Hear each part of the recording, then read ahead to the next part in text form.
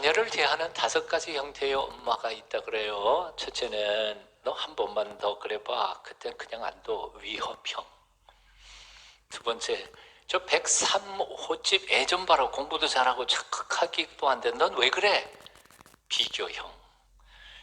너 며칠 전에도 그랬지. 어제도 그랬잖아. 작년에도 그랬잖아. 왜 그래?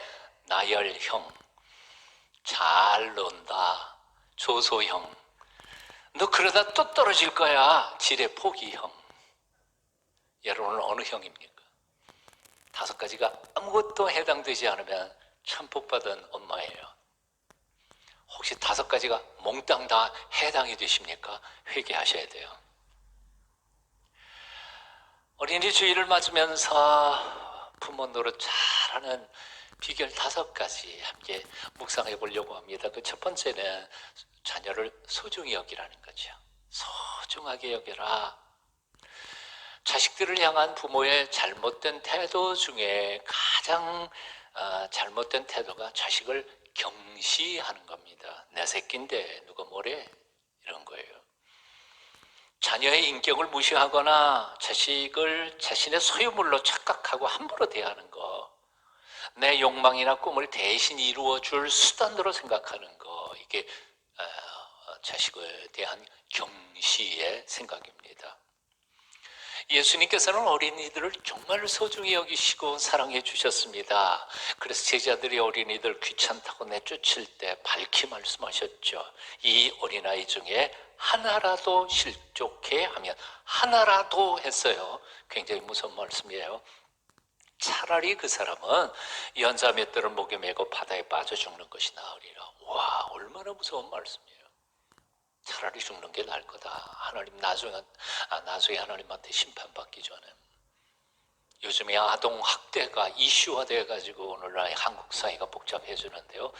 정말 이 말씀에 비추면 굉장히 무서운 말씀입니다. 사도 바울은 이렇게 말했습니다. 아비들아, 너희 자녀를 노엽게 하지 말라. 유교적 사고방식에 딱지든 우리는 이게 거꾸로 됐다고 생각해요. 야, 자식들아, 부모님 노엽게 하지 마라. 이게 우리의 그동안의 생각이었잖아요. 그런데 성경은 정반대로 얘기해요. 아비들아, 너희 자녀들을 노엽게 하지 마라. 이게 성경적 가르침입니다. 왜냐하면 성경은 큰 사람이 작은 사람 섬기는 거고 어른이 애들 섬기는 거고, 이게 성경적 가르침이기 때문에 그렇습니다. 바이올라 왈렌이라고 하는 사람이 쓴 글을 보면 이런 글이 나옵니다. 어느 주일날 나는 뉴욕 근교에 있는 한 성도님 집에서 식사 대접을 받았습니다. 그 집 아들은 겨우 4살이었는데도 어찌나 똑똑한지 아주 깊은 감명을 받았습니다. 그런데 그 이유를 그 집에 머문 지 채 1시간이 못 되어 발견했습니다. 아이 엄마가 손님 치르고 난 후에 그릇을 잔뜩 쌓아놓고 정신없이 설거지를 하고 있는데 이 어린 아들이 잡지 한 권을 가지고 와서 물었습니다. 엄마, 이 그림에 나오는 아저씨가 지금 뭘 하고 있는 거예요? 그러자 놀랍게도 그 엄마는 하던 일을 다 제껴놓고 손을 닦고 의자에 앉아 아들을 무릎에 앉히고는 10분도 더 넘게 그 질문에 차근차근 대답해 주는 것이었습니다. 그 아이가 머리를 끄덕이고 간 후에 엄마에게 물었습니다. 집안일 잔뜩 쌓아놓고 아이에게 그렇게 대답해 주려면 귀찮지 않아요? 엄마가 대답했습니다. 설거지야 평생 할 일이지만 내 아들은 2번 다시 똑같은 질문을 하지 않을 텐데 어떻게 그걸 귀찮다 할 수 있겠어요? 참 아름다운 엄마죠.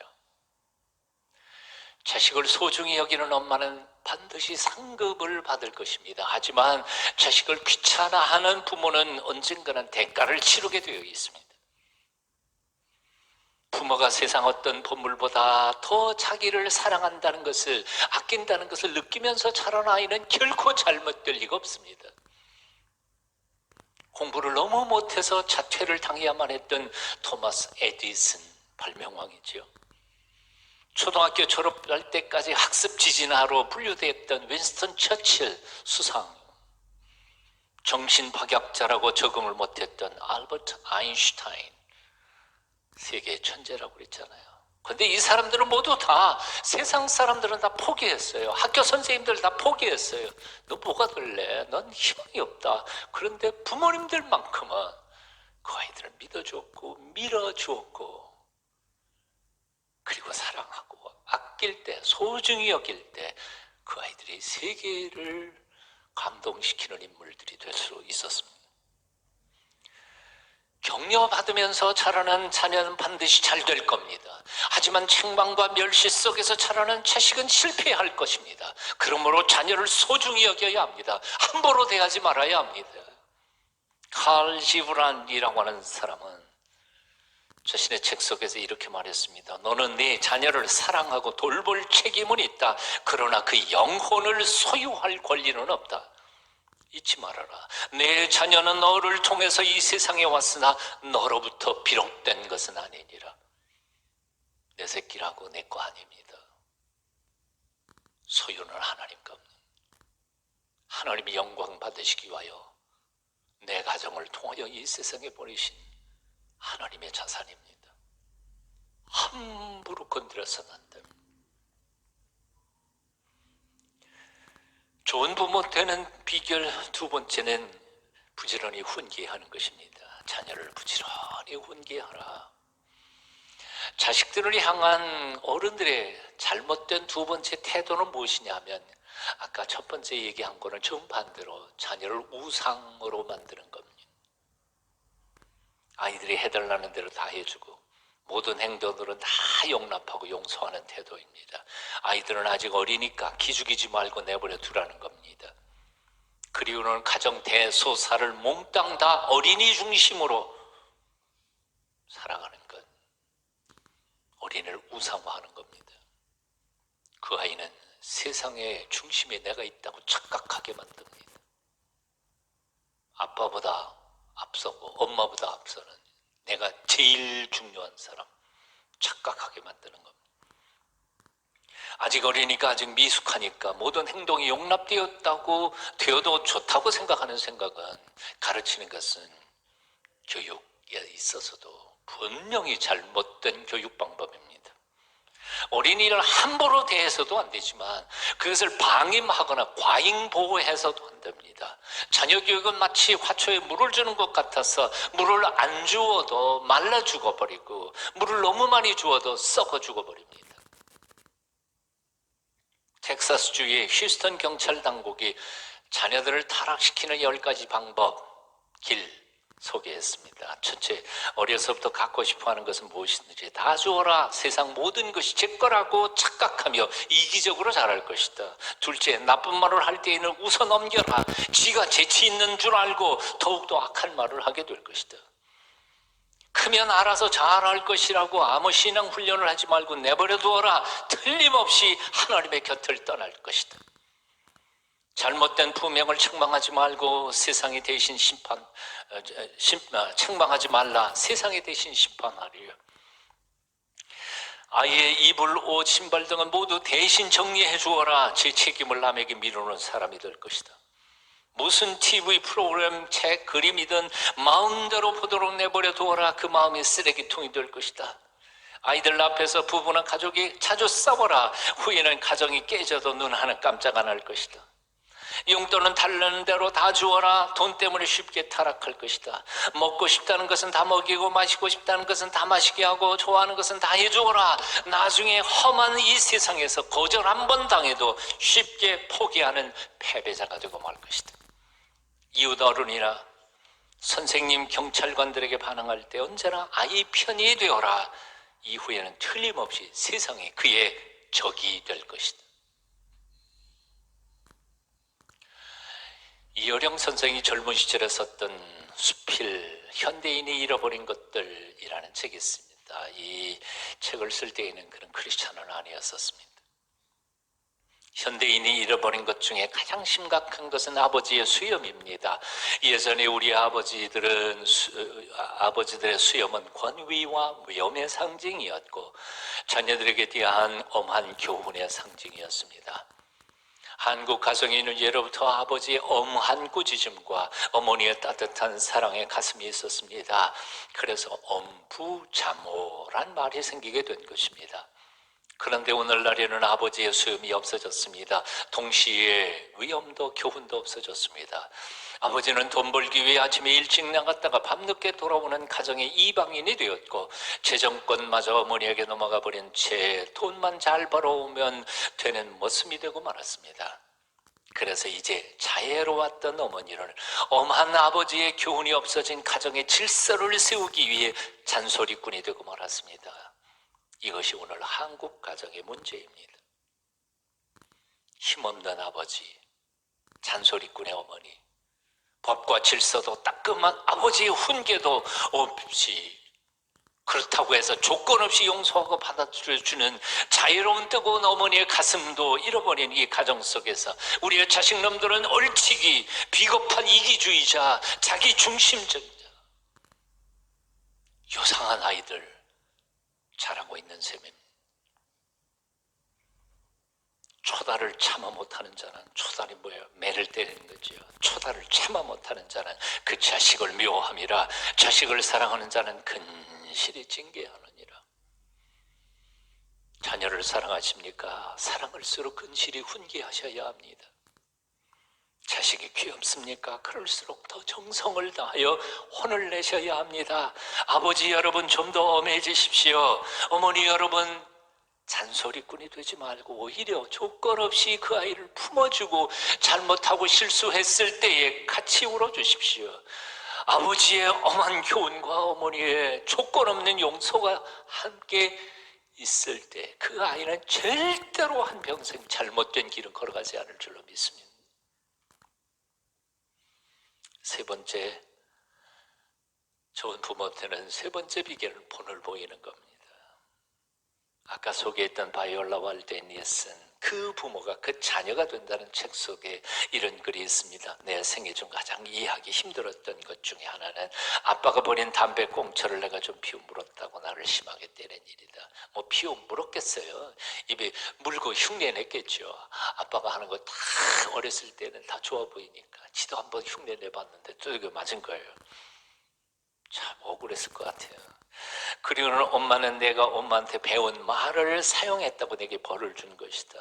내가 기억하기로 나의 부모님은 항상 나에게 거짓말을 하지 말라고 가르치셨다. 그런데 지난번에 한국에 판원이 오자 엄마는 나에게 현관에 나가서 엄마 없다고 말을 하고 시키는 것이다. 거짓말 하지 말라고 그러고 거짓말을 시키면 어떡해요? 우리가 자녀들 앞에서 하는 모든 말과 행실은 자녀들의 성격 형성에 막대한 영향을 미친다는 사실을 기억해야만 한다.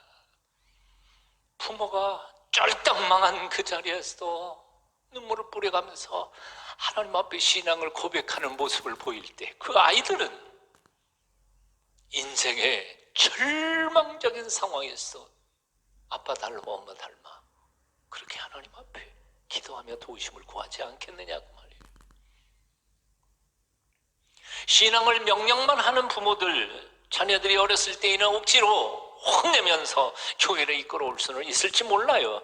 강압적으로 부모 밑에서 자란 그 아이들은 성인이 되는 순간에 가차없이 교회를 떠나가 버려요. 믿음은 명령이나 강요로 할 수 없어요. 본을 보이는 것이 중요해요. 본을 보여야 돼요. 어떤 가정사역자가 쓴 글입니다. 부모가 자녀에게 줄 수 있는 가장 귀한 선물은 아버지와 어머니가 서로 사랑하면서 행복하게 사는 모습을 보여주는 것이다. 네. 엄청난 재산을 물려주는 게 아니에요. 오묘한 진리를 깨우치고 가르치고 뭐 머릿속에 집어넣으려고 하는 게 아니에요. 엄마가 아빠가 행복하게 오손도손 살아가는 모습을 아이들 보면 그 아이들은 시집장가 가가지고 다 그렇게 또 행복하게 살 거예요.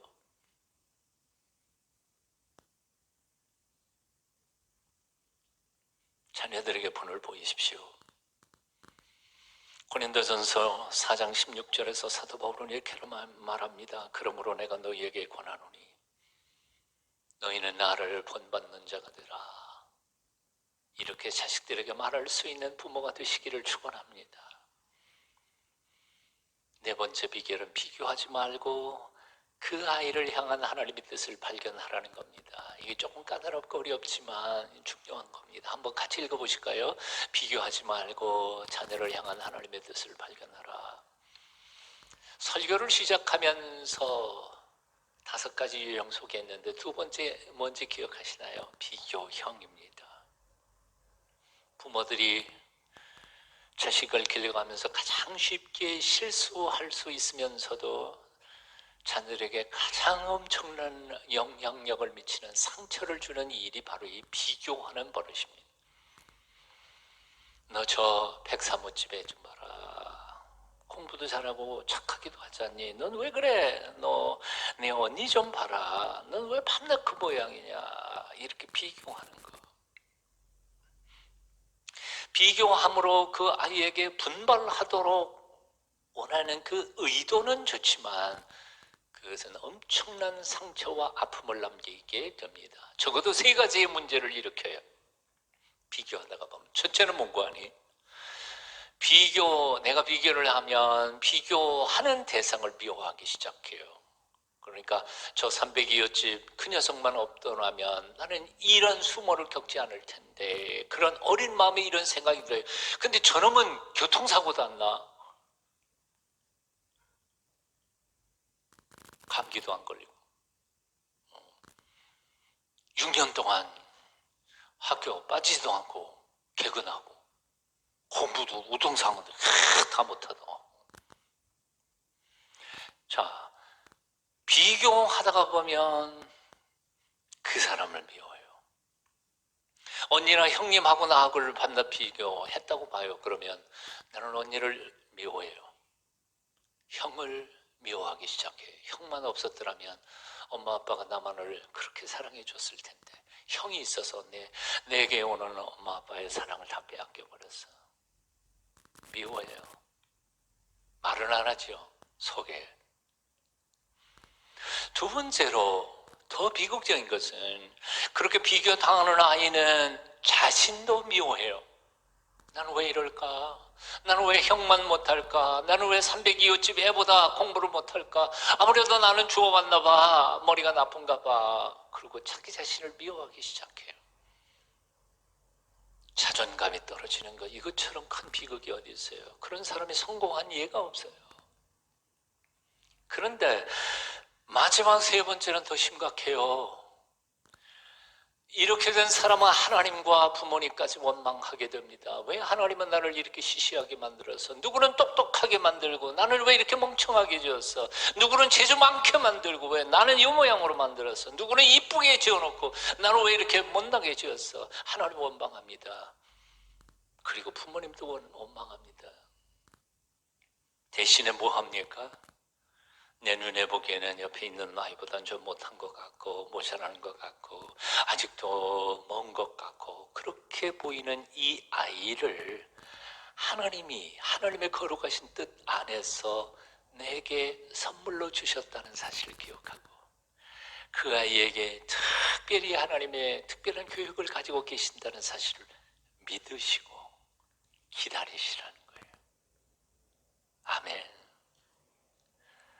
로마서 8장 30절은 말씀합니다. 또 미리 정하신 그들을 또한 부르시고 부르신 그들을 또한 의롭다 하시고 의롭다 하신 그들을 또한 영화롭게 하셨느니라. 무슨 말인고 하니, 하나님은 우리의 인생들에게 계획이 있으시다는 거예요. 계획이 있으시다는 거예요. 내가 보기에는 실패한 인생처럼 보일는지 몰라도 하나님이 계획이 있어서 우리 자녀들을 지으셨고, 그리고 뜻이 있어서 그 아이들을 내 품에 안겨주셨음을 믿으십시오. 그래서 그 자식의 겉모습과 현재만 보면서 함부로 좌절하거나 낙심하거나 판단하거나 비판하지 마십시오. 장차 하나님의 시간표에 그 아이를 통해 영광 받으실 위대한 사건이 이루어질 줄로 믿고 기다리며 기도하며 사랑하십시오. 기쁨의 날이 올 것입니다. 마지막 5번째로 부모 노릇 잘하는 비결, 또는 자식 잘 키우는 5번째 비결은 하나님 아버지께 자식들을 맡겨드리라는 겁니다. 한번 같이 읽어봅니다. 시작. 하나님 아버지께 자식들을 맡겨드리라. 오래전에 한 유학자 한 분이 며느리에게 전도받아가지고 교회에 왔습니다. 교회에 왔는데 며느리가 가만히 기도하는 거 보니까 하나님 아버지 그래요. 그래서 이 유학자가 촌수를 정확히 아는 분이니까 하나님을 뭐라고 불렀게요? 하나님 형님 부른 거예요. 며느리가 아버지 그러니까 나는 그 형님 불러야죠. 동생은 아닐 테고. 근데 다니다가 보니까 이거 아들놈도 아버지, 아버지도 아버지, 손자도 아버지. 예수 믿는 놈들은 촌수도 모르는가 보다 그랬는데, 근데 그걸 가만히 생각해 보면 모든 인생들에게 하나님이 정말 참 아버지, 창조주이시라는 사실이 믿어지는 것은 얼마나 큰 축복인지 몰라요. 즉 다시 말하면 내 앞에 있는 하나님이 내게 주신 자식놈에게도 하나님은 나보다 더 훌륭한 아버지이신 것을 믿으세요? 나보다 더 사랑하시고 나보다 더 놀라운 교육을 가지고 계신 분이심을 아세요? 그렇다면 좀 덜 걱정이 돼요. 네. 우리 부모들은 자녀들을 목숨까지도 내줄 만큼 사랑하기 때문에 자녀들을 위해서라면 무엇이든지 다 할 수 있을 거라고 착각하지만, 사실은 인생을 살다 보면 결정적인 순간에는 우리가 자식들을 위해서 아무것도 할 수 없다는 사실을 깨달을 때가 있어요. 이런 점에서 이 세상에서 내 자식들을 위해 가장 확실한 일 한 가지가 있어요. 그건 뭔고 하니, 전능하신 하나님, 우리의 참 아버지이신 하나님 앞에 그 아이들을 맡겨드리는 기도밖에 없어요. 기도밖에 없어요. 앞에 4가지 얘기했지만 다 소용없어요. 조금은 도움은 되겠지만. 바로 그런 이유 때문에 역사상 위대한 부모들은 다 온전히 기도했습니다. 살았을 때에도 자식들을 위해 기도했지만 죽어가면서도 마지막까지 자식들을 하나님의 손에 맡겨드리면서 세상을 떠났습니다. 아브라함이 그랬고, 이삭이 그랬고, 야곱과 요셉이 그랬고, 다윗도 또한 그랬습니다. 그러므로 사랑하는 여러분, 자식들을 위해 기도를 잃지 마십시다. 게으르지 마십시다. 전능하신 하나님의 손에 내 자식들을 맡겨드리는 기도 한평생 잊지 않으시기를 축원합니다. 변호산 밑에서 귀신 들린 아들을 데리고 온 아버지가 예수님께 이렇게 부르짖습니다. 주여 내 아들을 불쌍히 여기소서. 주여 내 아들을 불쌍히 여기소서. 이 기도가 저와 여러분의 기도가 되어야 할 줄로 믿습니다. 주여 내 아들을 불쌍히 여기소서. 주여 내 딸을 불쌍히 여기소서. 메가더 장군은 자신의 아들을 위해 이렇게 기도했습니다. 주여 나에게 이런 자녀를 주옵소서. 약할 때의 자신을 돌아보는 여유와 두려울 때 자신을 잃지 않는 용기와 정직한 패배에 부끄러워하지 않고 승리에 겸손하고 온유한 자녀를 주옵소서.